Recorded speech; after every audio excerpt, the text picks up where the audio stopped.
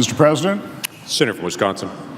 Mr. President, I ask unanimous consent that the Senate be in a period of morning business with senators permitted to speak therein for up to 10 minutes each. Without objection. Mr. President, I rise today in support of Elaine Duke's nomination to be the 7th Deputy Secretary of the Department of Homeland Security. The Department of Homeland Security Deputy Secretary serves as the Chief Operating Officer of the federal government's third largest agency.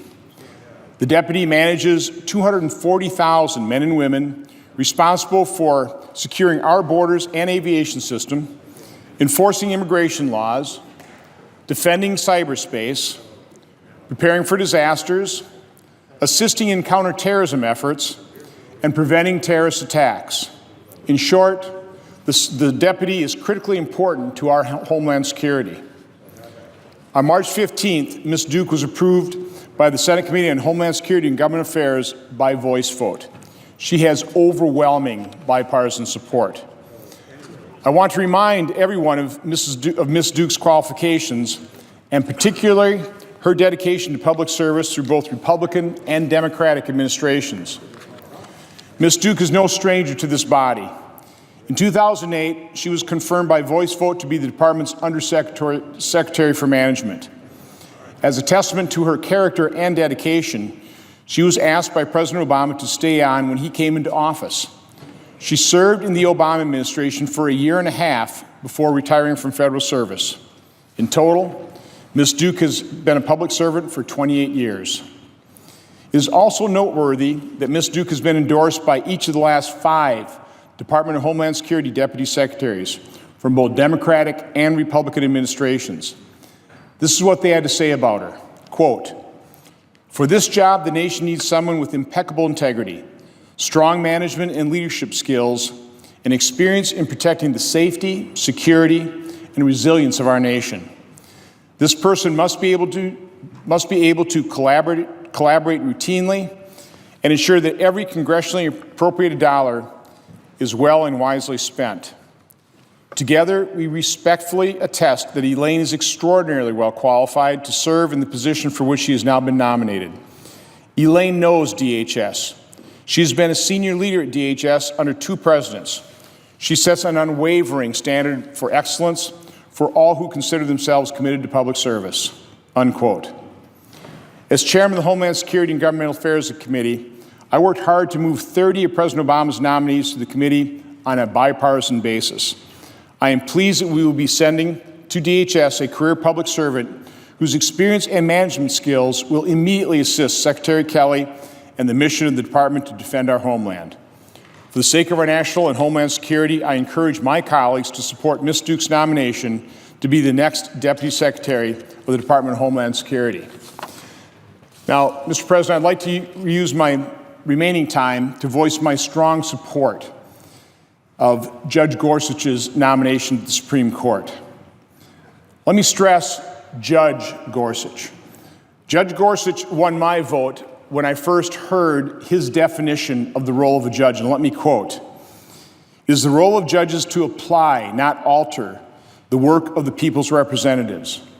A judge who likes every outcome he reaches is very likely a bad judge, stretching for results he prefers rather than those the law demands." That, Mr. President, is the quintessential definition of the role of a judge. I met with Judge Gorsuch last Tuesday morning, and in that meeting, he further reinforced my support. I asked Judge Gorsuch, and I voiced my concern that far too often we've seen judges evolve into super legislators, judicial activists on the court.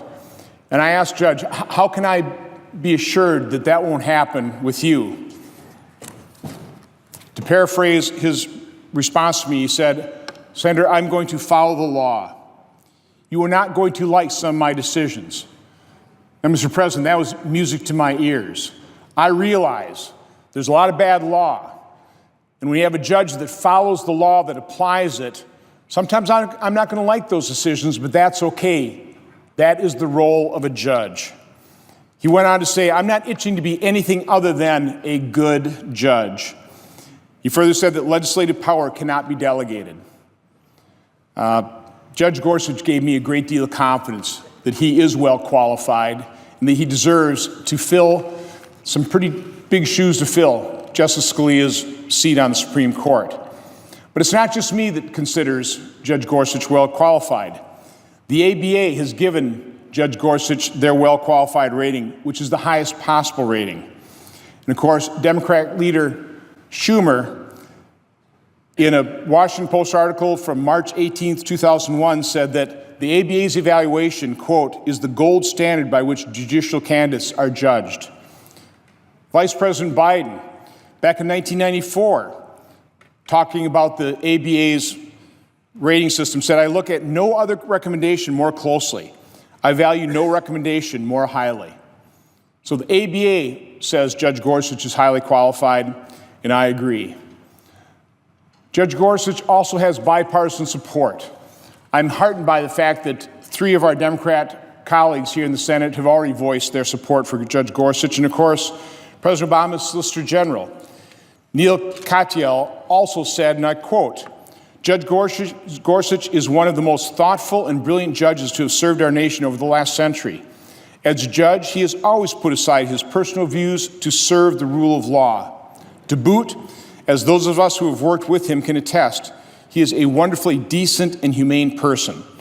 I strongly support his nomination to the Supreme Court. Again, now that is a quote from President Obama's Solicitor General. Mr. President, my final comment has to do with the fact that this is the will of the American people. In my lifetime, I really cannot remember when a presidential election elevated the issue of Supreme Court nominations to as high a level as it was elevated in this election. As a matter of fact, this election, point blank, elevated this particular vacancy. As so many of my Republican colleagues said exactly what I said, so close to an election, why don't we let the American people decide not only the direction of this country, but the composition of the Supreme Court? And Mr. President, the American people spoke. The voters in my state, in Wisconsin, spoke. They voted the 10 electoral votes in support of President Trump, and they voted to elect me to confirm President Trump's nominee to this Supreme Court vacancy. So I believe it is our duty to listen to the voices of the voters, of the American people, the voters of Wisconsin. I'm hoping that my junior senator colleague from Wisconsin will listen to the voices of Wisconsin voters and vote at least for cloture. They maybe don't have to vote for confirmation, but let's vote for cloture so that this good, fine, decent, humane, high integrity, well-qualified Judge Neil Gorsuch, will be the next Supreme Court Justice of the United States. With that, Mr. President, I yield the floor.